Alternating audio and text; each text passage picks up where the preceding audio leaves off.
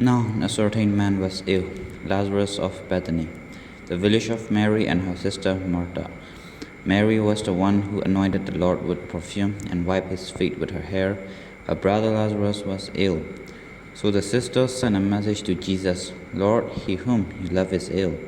But when Jesus heard it, he said, This illness does not lead to death, rather it is for God's glory, so that the Son of God may be glorified through it. Accordingly, though Jesus left Martha and her sister and Lazarus, after having heard that Lazarus was ill, he stayed 2 days longer in the place where he was. Then after this he said to the disciples, Let us go to Judea again.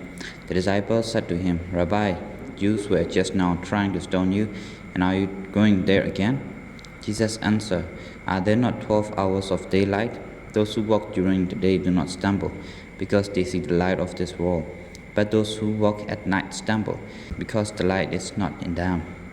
After saying this, he told them, Our friend Lazarus has fallen asleep, but I am going there to awaken him. The disciples said to him, Lord, if he has fallen asleep, he will be all right. Jesus, however, had been speaking about his death, but they thought that he was referring to merely to sleep. Then Jesus told them plainly, Lazarus is dead. For your sake I am glad I was not there, so that you may believe. But let us go to him. Thomas, who was called the twin, said to his fellow disciples, Let us also go, that we may die with him. When Jesus arrived, he found that Lazarus had already been in the tomb 4 days. Now Bethany was near Jerusalem, some 2 miles away, and many of the Jews had come to Martha and Mary to console them about their brother. When Martha heard that Jesus was coming, she went and met him, while Mary stayed at home. Martha said to Jesus, Lord, if you had been here, my brother would not have died. But even now I know that God will give you whatever you ask of him. Jesus said to her, Your brother will rise again. Martha said to him, I know that he will rise again in the resurrection on the last day. Jesus said to her, I am the resurrection and the life. Those who believe in me, even though they die, will live, and everyone who lives and believes in me will never die. Do you believe this? She said to him, Yes, Lord, I believe that you are the Messiah, the Son of God, the one coming into the world. When she had said this, she went back and called her sister Mary and told her privately, The teacher is here and is calling for you. And when she heard it, she got up quickly and went to him. Now Jesus had not yet come to the village, but was still at the place where Martha had met him. The Jews who were with her in the house, consoling her, saw Mary get up so quickly and go out. They followed her because they thought that she was going to the tomb to weep there. When Mary came where Jesus was and saw him, she knelt at his feet and said to him, Lord, if you had been here, my brother would not have died. When Jesus saw her weeping, and the Jews who came with her also weeping, he was greatly disturbed in spirit and deeply moved.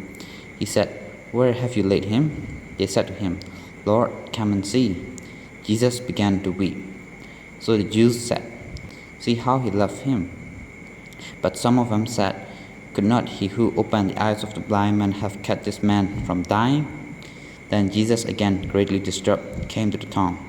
It was a cave, and a stone was lying against it. Jesus said, Take away the stone. Martha, the sister of the dead man, said to him, Lord, already there is a stench, because he has been dead 4 days. Jesus said to her, Did I not tell you that if you believe, you would see the glory of God? So they took away the stone, and Jesus looked upward and said, Father, I thank you for having heard me. I knew that you always heard me, but I have said this for the sake of the crowd standing here, so that they may believe that you sent me. When he said this, he cried with a loud voice, Lazarus, come out. The dead man came out, his hands and feet bound with strips of cloth, and his face wrapped in a cloth. Jesus said to them, Unbind him and let him go. Many of the Jews, therefore, who had come with Mary and had seen what Jesus did, believed in him. But some of them went to the Pharisees and told them what he had done. So the chief priests and Pharisees called a meeting of the council and said, What are we to do? This man is performing many signs. If we let him go on like this, everyone will believe in him, and the Romans will come and destroy both our holy place and our nation. But one of them, Caiaphas, who was high priest that year, said to them, "You know nothing at all. You do not understand that it is better for you to have one man die for the people than to have the whole nation destroyed." He did not say this on his own, but being high priest that year, he prophesied that Jesus was about to die for the nation, and not for the nation only, but together into one the dispersed children of God. So from that day on, they planned to put him to death. Jesus therefore no longer walked about openly among the Jews, but went from there to a town called Ephraim, in a region near the wilderness, and he remained there with the disciples.